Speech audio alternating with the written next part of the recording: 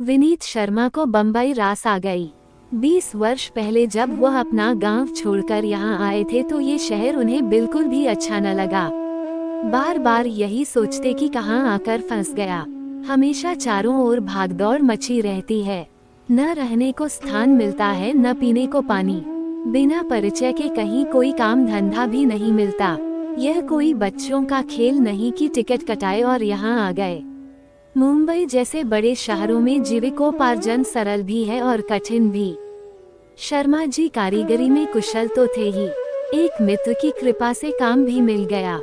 उन्हें थोड़ी बहुत राहत मिली, सिर छिपाने की जगह भी मिल गई। समझिए कि मुंबई ने उनकी तकदीर ही बदल दी। शर्मा जी अपनी दक्षता के चलते एक मामूली कारपेंटर से ठेकेदार बन गए। बड़ी बड़ी कंपनियों और बिल्डिंगों के ठेके लेने लगे। विनीत बाबू बड़े दयालु और परोपकारी थे। वह नेक और मृदुभाषी भी थे। क्रूरता और अपकार से उनका दूर का भी रिश्ता न था, वरना उनकी तकदीर ही न पलटती। सज्जन और धर्मनिष्ठ व्यक्ति का आदर सर्वत्र होता है। शर्मा जी को खूब शोहरत मिली। मंगलवार का व्रत तो रखते ही, गांव जाने पर सावन के महीने में खूब सत्संग और प्रवचन भी कराते। दिल खोलकर दान पुण्य करते। भिक्षुक भिक्षुओं को नाना प्रकार के भोजन खिलाते। दीन दुखियों की मदद करते। लोगों की सेवा और आगंतुकों का बड़ा आदर करते। वह मानव सेवा को परम धर्म समझते। लेकिन किसी भी तरह मनोकामना की पूर्ति न हुई। पति पत्नी को मन मारकर रहना पड़ता। उम्र के 45 वर्ष बीत जाने से ऐसा लगने लगा कि दोनों प्राणी का जीवन संतान ही बीत जाएगा। वे बार बार यही सोचते कि का वर्षा जब कृषि सुखाने। शर्मा जी स्वयं अपने माता पिता के इकलौते पुत्र थे। न कोई बहन और न कोई भाई। विवाह हुए आज 25 वर्ष बीत गए, पर अभी तक औलाद का मुंह देखना नसीब न हुआ। पुत्र की लालसा अधूरी ही रही। उन्होंने सैकड़ों उपाय किए, लेकिन तकदीर में न जाने क्या लिखा था कि बगीचे में एक भी फूल न खिला।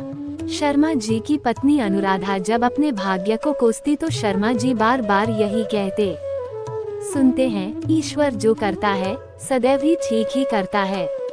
उसके घर देर तो होती है पर अंधेर नहीं। वह सर्वव्यापी है, सबकी खबर रखता है। हो सकता है हमसे ही किसी मोड़ पर कोई भूल चूक हो गई हो। धैर्य रखो, सब ठीक हो जाएगा। एक न एक दिन ईश्वर हमारी प्रार्थना अवश्य सुनेगा। पत्नी हर बार यही दोहराती। संतान के बिना तो अपनी दुनिया ही अंधेरी लगती है। योग्य पुत्र कुल दीपक होता है, उससे माँ बाप का नाम रोशन होता है। निसंतान का जीवन भी क्या कोई जीवन है। बच्चों की किलकारी गूंजने से दिन भर की थकान दूर हो जाती है। अब मुझसे सहन नहीं होता। बुढ़ापे में हमारा सहारा कौन बनेगा। बाल बच्चे होते तो बिना पैसों के भी ठीक था। ठेकेदारी के पैसे तो एक दिन खत्म ही हो जाएंगे। शर्मा जी का पुश्तैनी मकान बहुत पुराना था। उनके माता पिता की मृत्यु के बाद उसने भी जवाब दे दिया। सावन की तेज और मूसलाधार वर्षा में सारा मकान ढह गया। अब वो मकान नहीं बल्कि एक खंडहर में बदल गया। उस समय घर से बाहर न होते तो पति पत्नी उसके ढेर में दफन ही हो जाते। शर्मा जी संतानहीन होने से मकान बनवाना फिजूल खर्च समझते थे। पति पत्नी का मन बुझा बुझा सा रहता, इसलिए एक छोटी सी झोपड़ी बनाकर गुजारा करने लगे। किंतु एक देवालय बनवाने के विचार में थे। वे बरसात बीतने का इंतजार कर रहे थे। धीरे धीरे वर्षा ऋतु खत्म हुई। आसमान बिल्कुल साफ हो गया। अगहन का महीना आ गया। रबी की फसलों की बुआई जोरों पर थी। कुछ दिन बाद चारों ओर हरियाली ही हरियाली दिखाई देगी। फिर खेत लहलहाएंगे। धीरे धीरे सर्दी का मौसम आ गया। झिंगुर और मेढकों ने शोर मचाना बंद कर दिया। फसल तैयार होने पर किसान खुशी से झूम उठेंगे। अचानक एक दिन शर्मा जी की पत्नी अनुराधा ने इतराते हुए उनसे कहा, क्यों जी, इस झोंपड़ी में कब तक पड़े रहेंगे। जगह न होने से किसी मेहमान के आने पर शर्मिंदा होना पड़ता है। इधर सर्दी भी बढ़ने वाली है। अब तक तो जैसे तैसे बीता, पर आगे क्या होगा। अतः 2-4 कमरे तो बनवा ही लीजिए। पत्नी की कटाक्षयुक्त बातें सुनकर शर्मा जी बोले, अरे वाह, क्या बात है अनुराधा, आज तुम्हें क्या हो गया है। कैसी बहकी बहकी बातें कर रही हो। वर्षा तो कब की जा चुकी है, अब तक तुमने एक बार भी मकान का जिक्र नहीं किया। झोंपड़ी में ही जीवन गुजार देने का निर्णय आज अचानक बदल कैसे गया? तब अनुराधा ने कहा, अरे अपने लिए न सही, मेहमान के लिए तो बनवाना ही होगा। विनीत बाबू बोले, वह भी यही रहेगा, जिसका इतने दिनों से इंतजार था, वह आया ही नहीं तो दूसरों के आने जाने से क्या फर्क पड़ता है। देखो, तुम्हारी कष्ट में निराशा देखकर मेरी भी लालसा मर गई, अब मेरी कोई इच्छा नहीं। ईश्वर को जब यही मंजूर है तो ऐसे ही सही। ये सुनकर अनुराधा बोली, अजी आप बड़े भोले हैं, कुछ समझते ही नहीं। अरे मैं अन्य किसी की बात नहीं कर रही, मैं तो आने वाले नए मेहमान की बात कर रही हूँ। अब तो इतना भी नहीं। तीसरा महीना 3 मेरा दिन 4 अनुराधा की पहेली जैसी बातें सुनकर शर्मा जी झुंझलाहट के साथ बोले, इतने दिनों के बाद तुम मेरे साथ ऐसा मजाक क्यों कर रही हो? उद्धरण चिन्ह। उन्हें पत्नी की बातों पर यकीन नहीं आ रहा था। इसमें उनका कोई दोष भी न था। कभी कभी कोई अच्छा कार्य भी अधिक देर से होने पर विश्वास ही नहीं होता कि अमुक कार्य हो गया है, जबकि बुरा कार्य मनुष्य को जल्दी ही प्रभावित कर देता है। शर्मा जी को संदेह में देखकर अनुराधा अपने पेट की ओर इशारा करते हुए बोली, आप समझते क्यों नहीं? मेरे पांव भारी हुए 3 महीने होने को हैं। आखिर ईश्वर ने हमारी सुन ली। तब शर्मा जी बोले, सच? अनुराधा ने कहा, हाँ सच। शर्मा जी ने कहा, मेरी कसम। उद्धरण चिन्ह। अनुराधा बोली, आपकी कसम? इतना सुनते ही शर्मा जी की नस नस में खुशी की लहर दौड़ गई। वह आनंद के अतिरेक में आत्मा विभोर हो गए और बोले, वाह अनुराधा, वाह, तुमने मेरे साथ कैसा मजाक किया। इतनी बड़ी खुशी का आनंद अब तक तुम अकेले ही लेती रही। मेरे मन मंदिर की देवी, थोड़ी खुशी मुझे भी दे देती तो तुम्हारा क्या चला जाता। उद्धरण चिन्ह। इतना कहकर शर्मा जी ने अनुराधा के कपोलों को चूम लिया। अनुराधा बोली, अरे नाराज क्यों होते हैं? बुजुर्गों का कहना है कि जब तक कार्य पूरा न हो किसी से मत कहो। शर्मा जी बोले, तो लो, कल से ही मकान शुरू। हम अभी थवई और मजदूर कहलाते हैं। शर्मा जी औलाद की खुशी से इतने गदगद हुए कि फूलों नहीं समा रहे थे। अगली सुबह राजगीर ने जमीन की पैमाइश करके सारा सामान और खर्च बता दिया। नींव की खुदाई शुरू हो गई। खुदाई होते ही शर्मा जी का भाग्योदय होने लगा। जमीन में गड़ा पुरखों का खजाना यकायक उनके हाथ लग गया। 2 मटके चांदी के और 1 सोने का। आम के आम गुठलियों के दाम। मोहरों और सिक्कों से भरे मटकों को देखकर मजदूरों की आंखें फटी की फटी रह गई। शर्मा जी इतने मालामाल हुए कि पड़ोसियों को उनसे द्वेष होने लगा। इतना माल असबाब देखकर सबकी नींद उड़ गई। शर्मा जी और शर्माइन अपने अनमोल रत्न के आने की प्रतीक्षा में थे।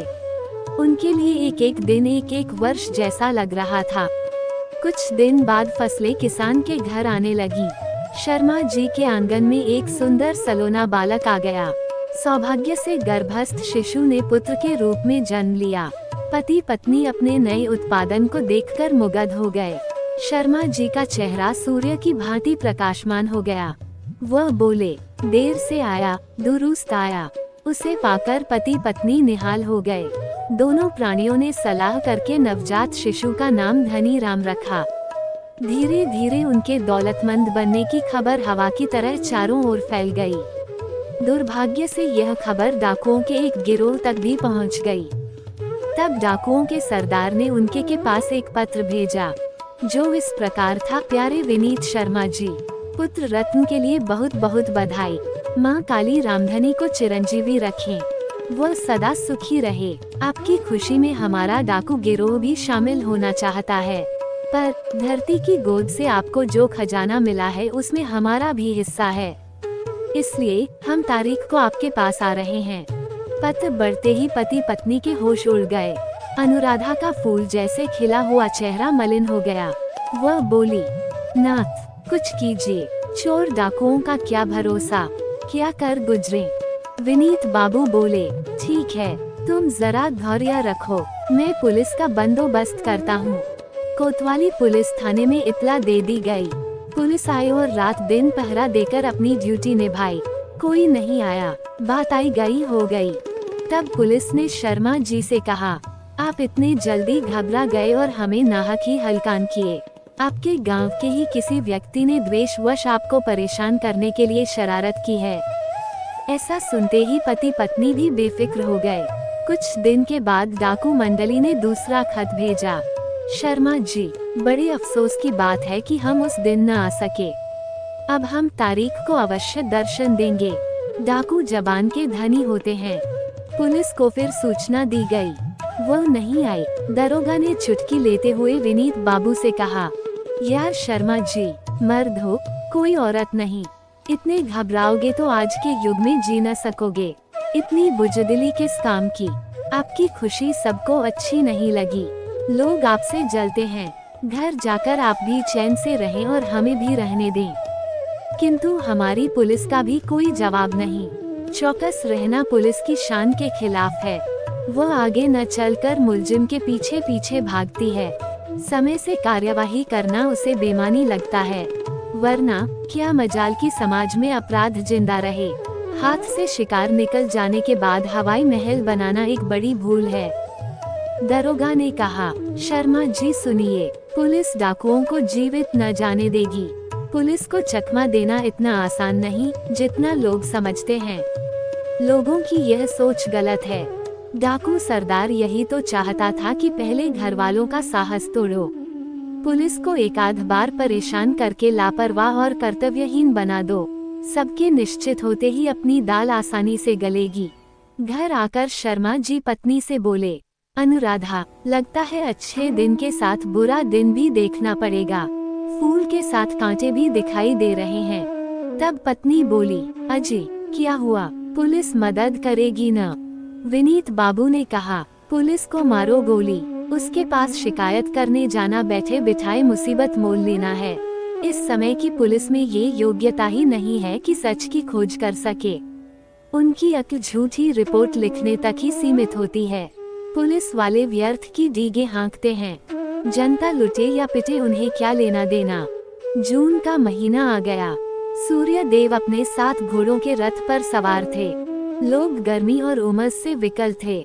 पति पत्नी नीम की छाया में बैठकर बच्चे के साथ खेल रहे थे। तभी डाकू महोदय की तीसरी चिट्ठी भी आ गई। पत्र पढ़ते ही पति पत्नी के पैरों तले की जमीन खिसक गई। वे पसीने पसीने हो गए। उनका चेहरा तनिक देर में अवसाद से घिर गया। पति ने अधीर दृष्टि से पत्नी की ओर और पत्नी ने मर्मांतक पीड़ा से पति को देखा। दोनों की आंखें नम हो गई। उनके नेत्रों से आंसू की बूंदें छलकने लगीं। अनुराधा ने बच्चे को बंदरिया की तरह सीने से चिपका लिया। कुछ देर बाद शर्मा जी संयत हुए और फिर कोतवाली पहुंच गए। दरोगा ने देखते ही कहा, आइए शर्मा जी आए। क्या अब फिर कोई नया गुल खिल गया? शर्मा जी बोले, साहब इस बार तो सच में मामला गंभीर लगता है। आप कुछ कीजिए वरना मैं तबाह हो जाऊंगा। कोतवाल बोला, क्या यार शर्मा जी, मर्द होकर भी अबला जैसी बातें करते हैं। हिम्मत रखिए, कुछ नहीं होगा। हम जनता के लिए ही यहाँ बैठे हैं। कोई सिरफिरा आपको कमजोर समझकर मजाक करता है। आप घर जाकर चैन की वंशी बजाएं। ज्यादा डर है तो पुलिस का खर्च भरकर पहरा लगवा दीजिए। शर्मा जी बोले, कोई बात नहीं साहब, आजीवन एहसान मानूंगा। सरकारी खर्च पर न सही, मेरे खर्च पर ही पुलिस का कल बंदोबस्त अवश्य करें। उसके बाद पुलिस आई जरूर, पर अपनी आदत के अनुसार लापरवाही बनी रही। केवल खाना पूर्ति करती रही। सतर्कता नाम की कोई चीज न थी। दरवाजे पर पुलिस के 15-20 जवान अपनी ड्यूटी निभा रहे थे। चिंतित पति पत्नी गेट का द्वार बंद करके अंदर कमरे में बतिया रहे थे। बच्चा बगल की खाट किलकारियां मार रहा था। उस समय उनकी दशा बिल्कुल वैसी ही थी जैसे तूफान में फंसे जहाज के यात्रियों की होती है। भय का साया सिर पर मंडरा रहा था। ठीक 12 बजे एक हट्ठा कट्ठा जवान हाथ में फलों की टोकरी लेकर आया। उसका रोबीला चेहरा, बड़ी बड़ी लाल आंखें और लंबी मूछें देखकर मालूम होता था मानो कोई फौजी जवान हो। उसकी आंखें बड़ी डरावनी थीं। बदन पर खादी का कुर्ता और धोती, पैरों में नागरा के जूते थे। देखने में कोई सज्जन प्रतीत होता था। आते ही पुलिस अधिकारी से मुखातिब होकर बोला, IAMC इंस्पेक्टर, ये मेरे बहन बहनोई हैं। डाकुओं के आने के बारे में सुना तो चला आया। Do you want to see my identity card? Police inspector हकलाते हुए बोला, नो सर। इतना कहकर उसने CID ऑफिसर को सल्यूट मारकर सिपाहियों से कहा, बिल्कुल सावधान रहो, तनिक भी गड़बड़ न होने पाए। तब CID ने कहा, अच्छा इंस्पेक्टर, मैं जरा भांजे से मिलकर आता हूँ, आप लोग कड़ी निगरानी रखें। दरोगा बोला, ओके सर, हम सजग हैं, शिकायत का मौका न देंगे। दरोगा के खटखटाते ही दरवाजा खुल गया। CID ऑफिसर ने जाते ही दरवाजा अंदर से फिर बंद कर लिया। उसे देखकर शर्मा जी बोले, क्षमा कीजिए, मैंने आपको पहचाना नहीं, आप कौन हैं? CID ने कहा, नमस्कार, बहन जी कहाँ है? शर्मा जी बोले, उस कमरे में, आइए। शर्मा जी ने फौरन पत्नी से कहा, अनुराधा, देखो कौन आए हैं, तुम्हारे भाई साहब, पर मैंने इन्हें पहली बार देखा है। बहन जी नमस्ते कहकर CID ने कमरे में प्रवेश करते ही पति पत्नी को अपनी बातों में उलझा दिया। अनुराधा उसे टकटकी बांधकर देखने लगी। इससे पहले कि वह कुछ कहती, बड़ा प्यारा बच्चा है, क्या नाम रखा है? CID ने बच्चे को पलंग से उठाकर गोद में लेते हुए पूछा और तुरंत अपनी कमर से पिस्तौल निकालकर धनी राम के सिर पर टिकाते हुए बोला, बातें बंद, होशियारी दिखाने की कोशिश मत करना, इसकी खोपड़ी उड़ जाएगी। इस टोकरी को खाली करके जितनी समाए उतनी अशर्फियां भर दो, वरना भेजा बाहर तो आएगा ही, तुम दोनों भी मारे जा सकते हो। अब शिकार पूरी तरह शेर के पंजे में था, इसलिए शोर मचाना व्यर्थ था। पति पत्नी छटपटा कर रह गए। उनकी आनाकानी देखकर आगंतुक ने कहा, सोच लो, अंजाम बहुत बुरा होगा। मुझे सारा माल नहीं, बस आधा चाहिए, और वचन देता हूँ कि इधर फिर कभी दोबारा नहीं आऊंगा। डर के मारे बेत की टोकरी झटपट मोहरों से भरकर ऊपर से ढक दी गई। तब CID बोला, एक बात और कान खोलकर सुन लो, मैं अब जाता हूँ। तुम्हारा बच्चा 20-25 मिनट बाद यहाँ पहुँच जाएगा, लेकिन इससे पहले पुलिस को बताने पर बच्चे से हाथ धोना पड़ेगा। जरा भी जल्दी मत करना, पछताने वाला काम करना अक्लमंदी नहीं, मूर्खता है। इस पिस्तौल में 6 गोलियां हैं, कई लोगों का काम तमाम कर चुकी हैं। ये कहते हुए वह बाहर निकलकर मेन गेट फिर बंद कर दिया और दरोगा से बोला, इंस्पेक्टर, मैं बच्चे को कुछ सामान वगैरह दिलाने जरा बाजार तक जा रहा हूँ, आप लोग सजग रहें। उद्धरण चिन्ह, मैं 10-15 मिनट में आता हूँ। उधर पुत्र रत्न खोकर पति पत्नी कमरे में तड़प रहे थे, पर व्याकुल गाय बछड़े के वियोग में रंभा भी न सकती थी। उनकी मनोहारिणी मुस्कान गायब हो गई, काटो तो खून भी न निकले। CID के एक हाथ में सोने से भरी टोकरी और बाएं पर बच्चा था। मोड़ के पास जाकर उसने बच्चे को तौलिया बिछाकर सूनी सड़क के किनारे लिटा दिया और वहां खड़ी अपनी जीप में बैठकर साए से भाग गया। थोड़ी देर बाद बाजार से लौटती शर्मा जी की कुछ पड़ोसी महिलाओं ने फूल से बच्चे को उठा लिया। मासूम बच्चा सड़क पर चिल्ला रहा था। महिलाएं रामधनी को लेकर शर्मा जी के घर पहुंची तो पुलिस वाले एकदम सख्ते में आ गए। सबने अपनी अपनी संगीनें संभाल ली। तभी दरोगा ने औरतों से कहा, ठहरो, आगे मत बढ़ना, गोली मार दूंगा। स्त्रियों में एक वृद्धा भी थी। दरोगा की बात सुनते ही बुढ़िया बिगड़ गई और बोली, क्यों साहब, गोली क्यों मारोगे? आए बड़ी गोली मारने वाले। अरे, पति पत्नी को बाहर बुलाओ और पूछो कि क्या ये बालक उनका ही है। इतने में दरोगा बोला, देखो, मुझे धोखा देने की कोशिश मत करो। मेरा नाम ठाकुर ब्रह्म सिंह है। मुझे धोखा देना कोई बच्चों का खेल नहीं। ये पहरा डाकुओं के लिए ही लगा है। अपनी चाल कामयाब न होते देखकर तुम जैसी बुढ़ी को मोहरा बना दिया उन्होंने। ये सुनते ही बुढ़िया बोली, क्या ये औरतें तुम्हें चोर डाकू नजर आ रही हैं? अरे, आँख है या बटन? तुम्हारी तो मति मारी गई है। इतने में शोरगुल सुनकर शर्मा जी बाहर निकले। वो कलेजे के टुकड़े जैसे अपने बच्चे को पाकर अपना सारा दुख भूल गए, लेकिन लुट जाने का गम छिपा न सके। उनके मुंह से एक सर्द आह निकल गई। पीछे से उनकी पत्नी भी आ गई और दरोगा से बोली, साहब, जिसे रोकना था जब उसे नहीं रोक सके तो इन्हें मत रोकिए। अब आप भी वापस जाइए, हम सब लुट गए। वह नहीं CID था और न मेरा भाई, वह खूंखार डाकू था। अनुराधा के स्वर में करुणा और व्यथा की तीव्र खटक थी। वो पुलिस वालों से बोली, आप लोगों ने खूब ड्यूटी निभाई, आपकी पहरेदारी में भी हम बर्बाद हो गए। उद्धरण चिन्ह। ये सुनते ही दरोगा ने तत्काल डकैत का पीछा किया, पर तब तक वह चौराहा पार करते ही छूमंतर हो चुका था। पहरे पर तैनात पुलिस हाथ ही मलती रह गई। चिराग तले अंधेरा होता है, ये साबित हो गया।